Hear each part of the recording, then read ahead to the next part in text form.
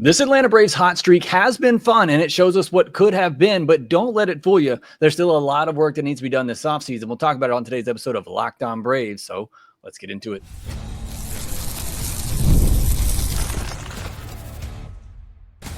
You are Locked On Braves, your daily Atlanta Braves podcast, part of the Locked On Podcast Network, your team every day.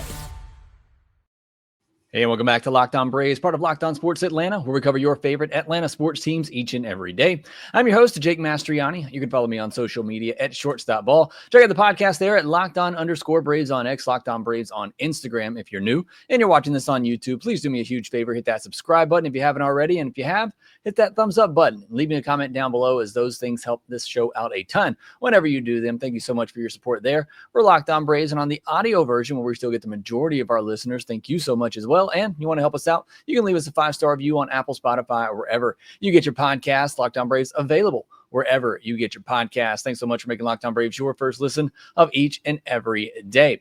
I hope you all had a great weekend as well. The Braves certainly did. They get a sweep over the Guardians. We'll talk about that. But in the first segment, we're going to really focus on not being fooled from this current stretch from the Atlanta Braves. It's fun. I've enjoyed talking more about them winning here lately for sure, but don't let it fool you into thinking that this team is just okay for 2026. That's what we're going to get into on today's episode, which is brought to you by FanDuel. Football season is around the corner. Visit the FanDuel app today and start planning your future bets now. Well, the Atlanta Braves are having their best run of the season. And of course, it comes in the middle of August when things are pretty much done. They are done. I'm going to go ahead and say it. I know some of you want to be hopeful.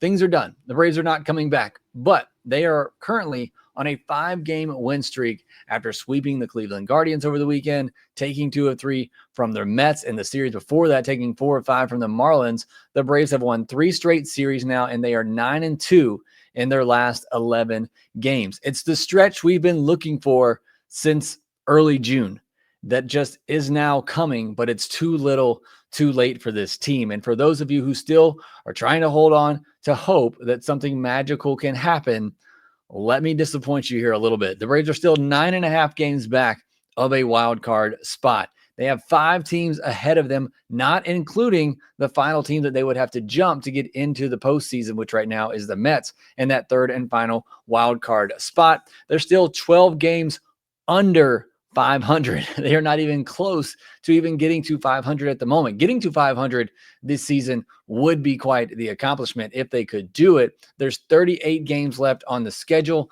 The Braves would have to go, they'd have to win 26, 27 games on the rest of the way to have a chance to even sniff the postseason, to even have a shot at the postseason, to try to get to maybe 85 wins this year. And it's just not very likely. I mean, it would have to be the most incredible run that you have ever seen the rest of the way in order for the Braves to get it done. So again, I'm enjoying it. Me and Lindsay do the postcast and we fire it up. It is much more fun to talk about a Braves win and them playing well, but it's just too little too late. This run has come too little too late for them, and they just cannot realistically get back into it at this point unless they pretty much just win every game the rest of the way. And we know that's just not how baseball works. So it's a lot of fun, but it's frustrating. And I talked about this on the postcast on Sunday with Lindsay. While I am enjoying the stretch and I would much rather watch my favorite team play good baseball, it also is just so frustrating because this shows you the type of team that we expected coming into the year, the type of team that we thought this could be and would be. And it took them 4.5 months to finally start playing like that. And now your entire starting rotation has been decimated by injuries. It's really, really frustrating to see them wait until this point of the season to really get going and play like they're capable of, play like they should have been playing the entire time. And again, we're still just talking about an 11-game stretch here. Even the worst teams in baseball, as I've said before, will have a good 10, 15-game stretch every now and then. And the Braves are just now having theirs. I mean, it's their longest win streak of the year. And who knows, they may the rest of the way go back to playing like the team that they were for most of the season. But I think we all know what this team is capable of when they're clicking on all cylinders, and that's what they seem to be doing right now. So what does this run mean? What does this hot stretch mean for the Atlanta Braves? I'm going to tell you what it means, and I'm also going to tell you what it does not mean, which is the more important part of this conversation. But what does this run mean? Well, it means that maybe this team isn't as far off as we thought. Maybe they're not, and I don't think anybody really, I shouldn't say anybody, I get a lot of comments from people, but I don't think anybody believed this team was as bad as they were in the first half. Look, baseball's a weird game. Just a lot of things weren't going their way in the first half, losing a lot of one-run games. Part of that hits with runners in scoring position, just not being able to get that clutch hit here and there. And part of that is on part of the skill that was not there for the Atlanta Braves to be able to come through in those spots, but just so many close one-run losses. You cut those in half, not even half. You win a quarter of those one-run losses, and you're in a much different position.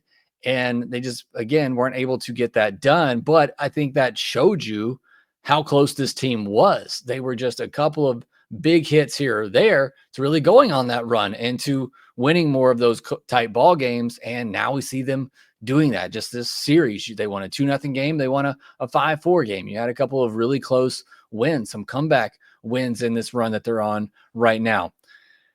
This might also mean that Tim Hires isn't the culprit that we've all made him to be.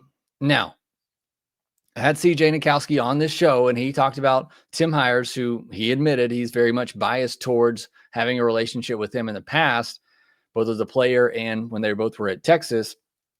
But even CJ said most major league hitters, they have their own hitting coaches. And, he didn't say that the hitting coach doesn't have a lot of impact, but it's probably not as much as we believe. But when things are going well, certainly going to get the praise. And so he has taken a lot of heat so far this season, but the offense has been going well for a couple of weeks now. And maybe it's just taken time for this Tim Hires influence to really set in.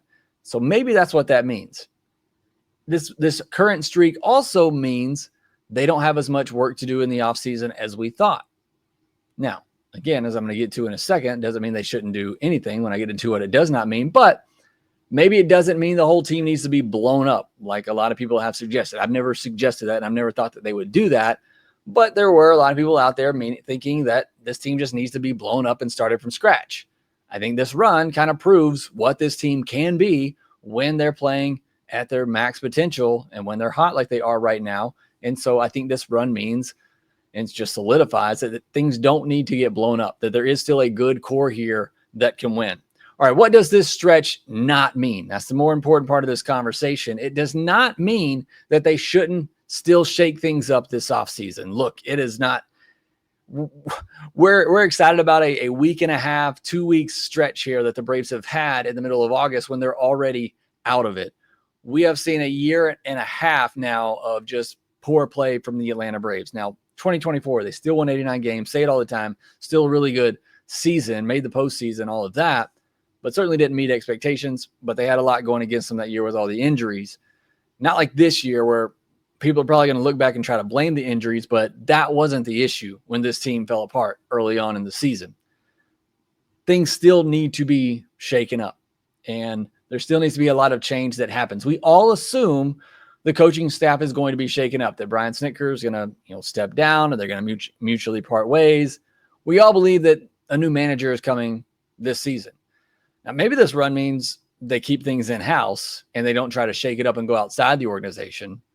I can give you my thoughts on that later, but this run does not mean that things don't need to be shaken up. You can't relax on the pitching staff. You can't do what you did this past offseason, and maybe money issues were part of it here, but you can't go into next year and not build out more depth in your pitching staff, both in the rotation and in the bullpen.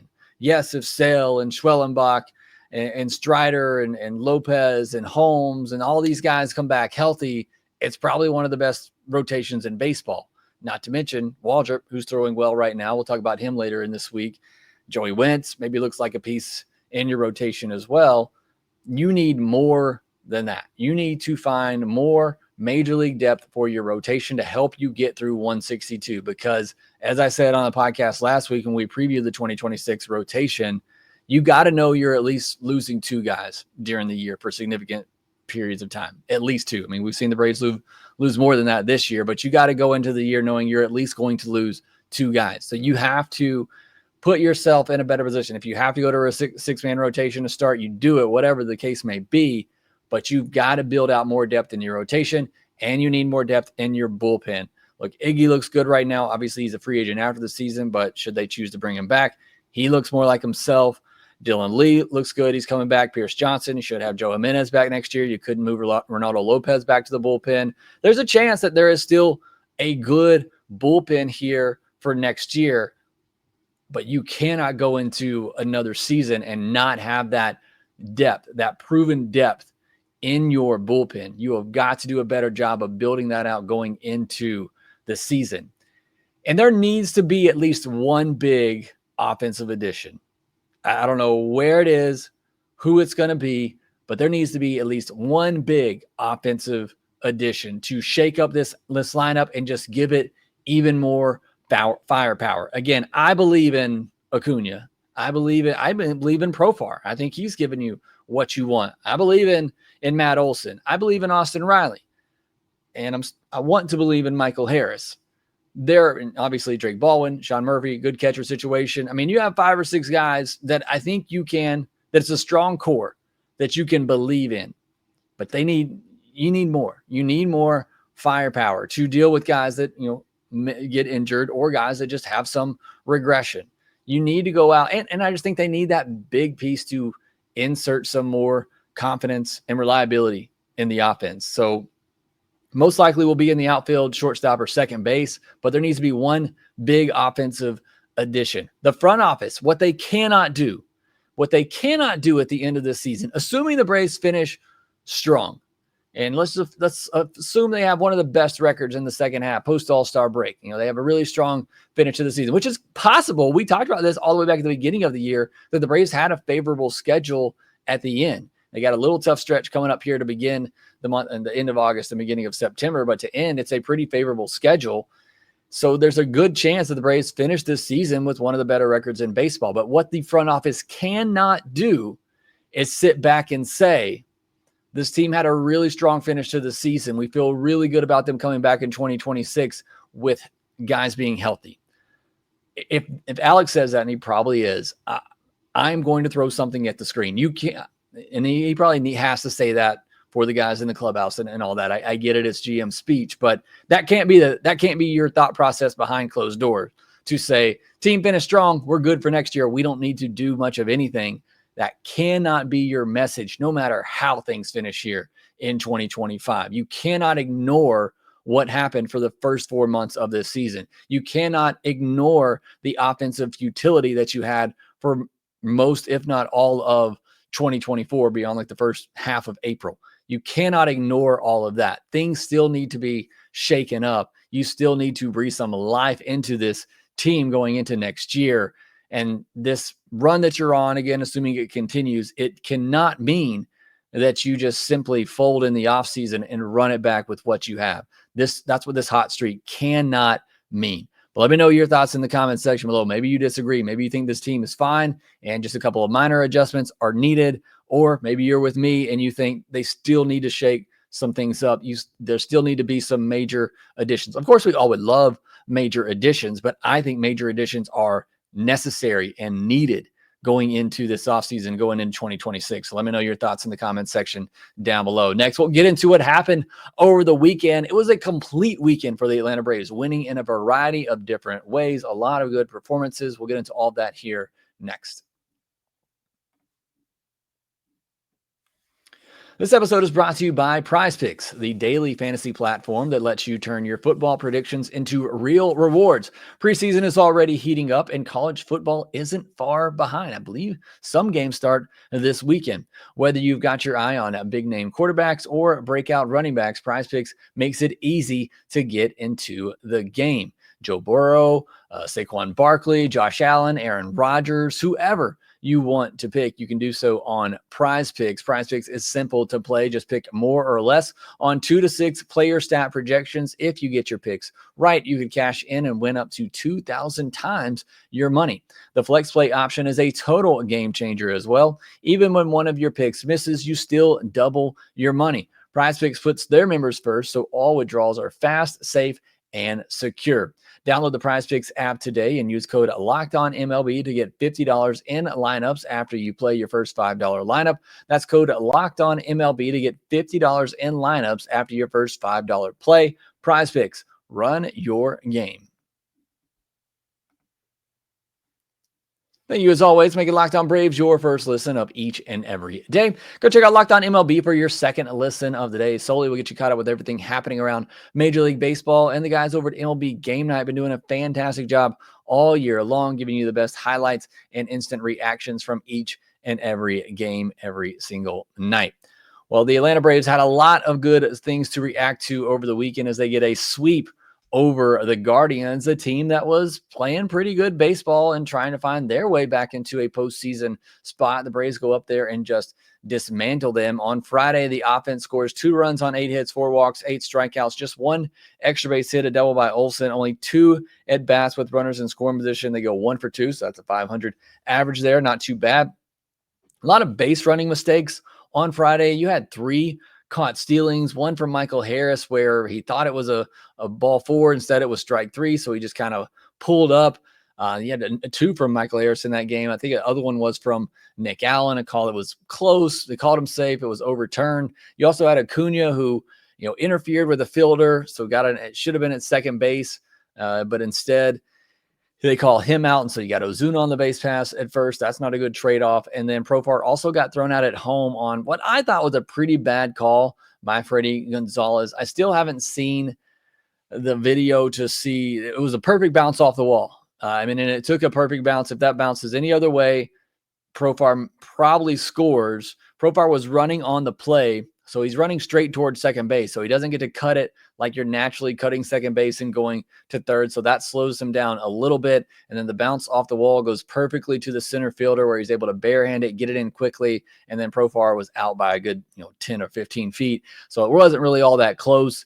Again, I don't know where Profar was whenever the ball came off the wall and the fielder caught it. I don't know when Freddie Gonzalez exactly made the decision to send him, but a pretty bad send with Ronald Acuña Jr. coming up to the plate and getting a guy thrown out by 10 or 15. I saw some people say it took a perfect relay. Yeah, it did take a perfect bounce off the wall, but it did not take a perfect relay after that. I mean, he was out by a good margin. So just a lot of base running mistakes on Friday night. On Saturday, the offense exploded in this one, 10 runs on 14 hits, 2 walks, and only 6 strikeouts. Only 3, well, I shouldn't say, only 3 for 9 with runners in scoring position. That's actually a pretty good number there. 5 doubles, a home run, including 1 by Michael Harris. I mean, that's a perfect night from your offense. Again, I take back on the 3 for 9 with runners in scoring position. I would have taken that. You get that, at the beginning of the season when the Rays were going over 7, 1 for 10 with runners in scoring position, you'll certainly take 3 for 9. So Saturday, a great job by the offense. And then on Sunday, 5 runs on 10 hits, 4 walks, did strike out 12 times. That's about 4 or 5 times too many, in my opinion. 2 extra base hits, a double by Nacho, and a big home run, go-ahead home run by Jerickson. Profar, 2 for 13 with runners in scoring position. Again, would like to see another hit or 2 in there. They had a lot of missed opportunities in this one to put some more runs on the board. But as I said on the postcast, not going to complain when this offense scores 5 runs, considering how hard runs were to come by earlier in the season. And Sunday was just an ugly game on both sides, especially on defense. Michael Harris, he gets his 1 hit of the game. His streak of consecutive games with multiple hits does come to an end, but he did have 1 hit, and it was in his first at bat, and it was an infield pop-up that the first baseman just lost it in the sun, and it landed right there in the grass in the middle of the infield. Profar, missing a catch, Acuña with a misplay out there, the Guardians making a couple of errors. It was just a pretty ugly game. You had a couple of sack bunts that got popped up for easy outs. Not the best visually appealing game on Sunday, but the Braves do come out with the win nonetheless, and that's all that really matters. Matt Olson had a stolen base on Sunday too, so Braves, they've racked up some stolen bases here in the second half. That's been fun to watch. On the pitching side of things, over the weekend, Hurston Waldrep, 6 innings, 2 hits, 2 walks, no earned, 7 strikeouts, another great outing from him. We're going to talk about him later in the week, probably be on Wednesday's episode of Is This Sustainable? What we've seen from Hurston Waldrep. I got a deep dive ready on what we've seen from him so far this year at the big league levels, along with some of those adjustments he made before getting called up. So look ready for that, or be ready for that podcast later in this week. Joey Wentz goes 6 innings, 3 hits, 2 walks, 1 earned, and 5 strikeouts on Saturday. Good outing for him. Waldrep, Wentz is out of options, so if you're going to keep him around, he needs to be in the rotation next year. I think this is going to be a good audition for him the rest of the way. Is what we've seen in Atlanta. Is that a flash in the pan? Is there something, obviously he's been throwing that cutter, leading with that cutter more, but is there something, substantial that he's doing different here that's leading to this success, and do the Braves buy into it to make him part of the rotation for next year? And Waldrep has options, so he could, you could start him out in AAA next year knowing you're going to use him at some point. But both those guys throwing the ball pretty well right now. Eric Petty, 4 innings, 6 hits, 3 walks, 4 earned, and 5 strikeouts. You look at that line. If you didn't watch the game, you probably just think, why don't we just cut this guy? And maybe that should be the case, but nothing went his way on Sunday. He deserved a much better result than what he had in Sunday's game. He had an inning where he struck out back-to-back batters, and both of them end up walking. Now, they were close pitches. They were on the black, but should have been strike 3 a couple of times, and he didn't get the calls. You also had in that one inning, Sean Murphy. It should have been a strike him out, throw him out, although they only needed 1 out, and they don't get either of the outs. So close play at second base, but good swim move by Rocchio, and Nick Allen couldn't put the tag on him, and he has to throw 13 more pitches that inning, and then the inning after that, he gives up a couple of runs. Maybe that leads to it, 13 extra pitches, wearing you down a little bit on a hot day. The next inning out, you give up a couple of runs. The dropped fly ball by Profar cost him an out. So just nothing really went Fetty's way. And it was a terrible job by the umpire on Sunday. Saw a post from CJ Nikolsky on X saying he had 20 missed calls in the game, and it was the second worst called game that the Braves have had all year long. So it was a pretty rough game for the umpire behind the plate. He was quite atrocious on Sunday, and a lot of that seemed to not go in Eric Fetty's favor. So again, I'm not advocating that Eric Fetty is good and has to stay in this rotation. If they DFA'd him tomorrow, I wouldn't lose any sleep, but I also don't think he was quite as bad as what the line may indicate on Sunday. As far as the bullpen, Daysville, Kinley, and Iggy finished off the game on Friday with 3 perfect innings. Stratton saved the bullpen on Saturday with 3 scoreless, so you only had to use 2 starters or 2 pitchers on Saturday's game, and what was a blowout win for the Braves. And then on Sunday, with Fetty only going 4 innings, you thankfully had Stratton that was able to finish that one off on Saturday, because you had to use a lot of relievers on Sunday. Bummer did a good job coming in, bridging the gap to the end of the game. Dylan Lee gave up a pair of hits, but had 2 strikeouts to escape in what was a 1-run game at that point. Pierce Johnson also made things interesting, but escaped thanks to that pop-up bunt by Stephen Kwan. We talked about that a lot on the postcast, a turning point in the game. They had first and second, nobody out. Pierce Johnson couldn't throw a strike, and the Guardians, best pure hitter, obviously J Ram, their best player overall, but Stephen Kwan, their hitter who had the most hits in this series, Stephen Vogt asked him to put down a sac bunt, and he popped it up for an easy out, and Pierce Johnson able to escape that jam. And then Iggy came in, got his 6th save of the month already. He's basically been Iggy results-wise since June, which, again, as we talked about on Friday's mailbag episode, you want to go back and give that a listen. I think it's okay to bring Iggy back next year at the right price, $8 to $10 million on a 1-year deal. I'm okay with doing that at this point for Iggy, who looks more like himself. And then the defense, Profar, he did have the dropped ball on Sunday, but he also had 2 diving catches on Sunday as well. One in the 9th inning that was potentially a game-saving play. So I want to shout out Profar there for that.